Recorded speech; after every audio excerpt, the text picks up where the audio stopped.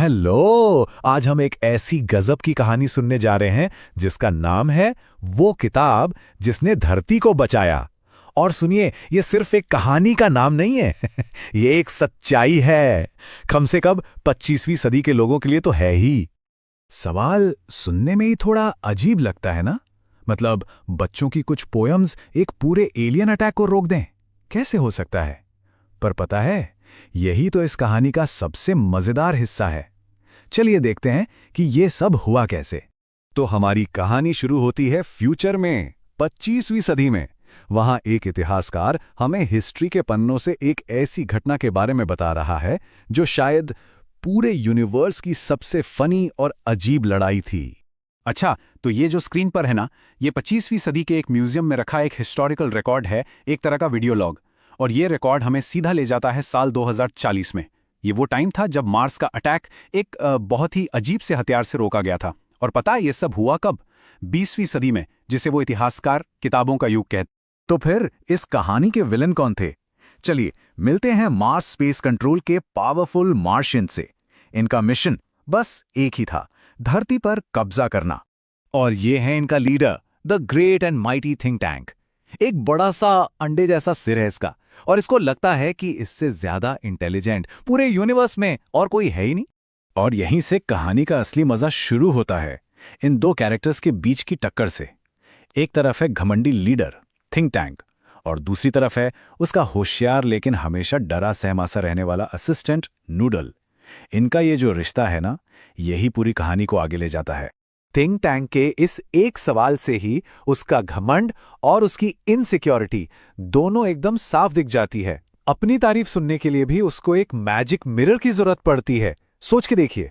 अब कहानी आती है उस पॉइंट पर जहां से सारी गड़बड़ शुरू होती है। मार्शियंस धरती पर लैंड करते हैं और उनसे होती है हिस्ट्री की शायद सबसे बड़ी गलतफहमी। उनकी टीम लैंड करती है एक पब्लिक लाइब्रेरी में, और उनको बिल्कुल भी आइडिया नहीं है कि उनके आसपास ये हजारों अजीबोगरीब चीजें आखिर हैं क्या। और यहां आता है उनका पहला फनी गैस। सार्जेंट ऊप को लगता है कि ये किताबें शायद हैट्स हैं, और वो एक को उठाकर पहन भी लेता है।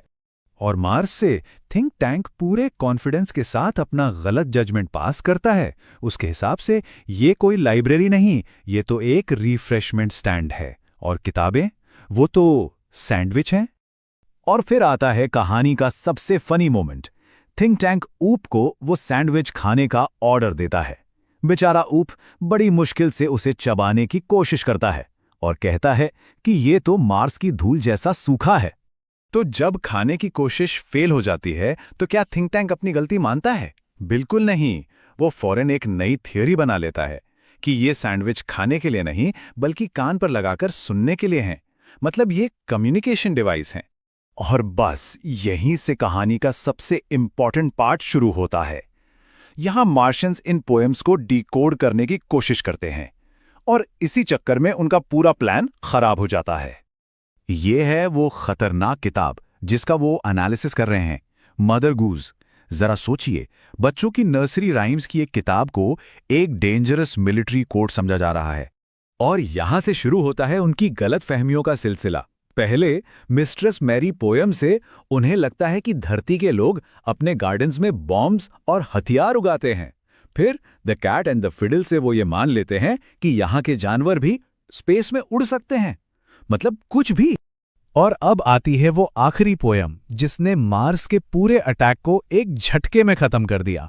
सार्जेंट ऊप जैसे ही हम्टी डम्टी की पिक्चर देखता है, उसके होश उड़ जाते हैं, और बस यहीं से सारा खेल पलट जाता है। ऊप ने जो देखा वो सच में हैरान करने वाला था। एक तरफ पोयम का अंडे जैसा दिखने वाला कैरेक्टर, और दूसरी तरफ उनका अपना अंडे जैसे सिर वाला लीडर थिंक टैंक। ये सिमिलैरिटी, ये कोई इत्तेफाक नहीं हो सकता। और थिंक टैंक का रिएक्शन देखिए। उसका घमंड उसे ये यकीन दिला देता है कि अर्थलिंक्स ने उसे देख लिया है और अब वो उसे पकड़ने आ रहे हैं। उसे लगता है कि ये धरती का मार्स पर हमला है। और इसका नतीजा, एक किताब की सिर्फ एक पिक्चर की वजह से मार्स का इतना पावरफुल इन्वेजन फ्लीट कुछ ही मिनट में दुम दबाकर भाग जाता है। तो आखिर इस पूरी मजेदार कहानी का मतलब क्या है? यह हमें सिखाती है कि कैसे घमंड बड़े से बड़े बुद्धिमान नेता को भी अंधा कर सकता है, कैसे एक छोटी सी गलतफहमी पूरी दुनिया बदल सकती है, और सबसे इंपॉर्टेंट, ये हमें नॉलेज की पावर दिखाती है। कहानी का एंड काफी अच्छा है। सदियों बाद मार्स और अर्थ दोस्त बन जाते हैं। और हाँ, घमंडी थिंक टैंक की जगह अब ले ली है समझदार नूडल ने, जो दोस्ती और असली विजडम को वैल्यू देता है। ये कहानी हमें सोचने पे मजबूर करती है ना? अगर कल एक नर्सरी राइम की किताब ने हमें बचाया था, तो क्या आज भी कोई ऐसी ही साधारण सी दिखने वाली चीज हमारी दुनिया को बचाने की ताकत रखती है? जरा अपने आसपास नजर दौड़ाइए।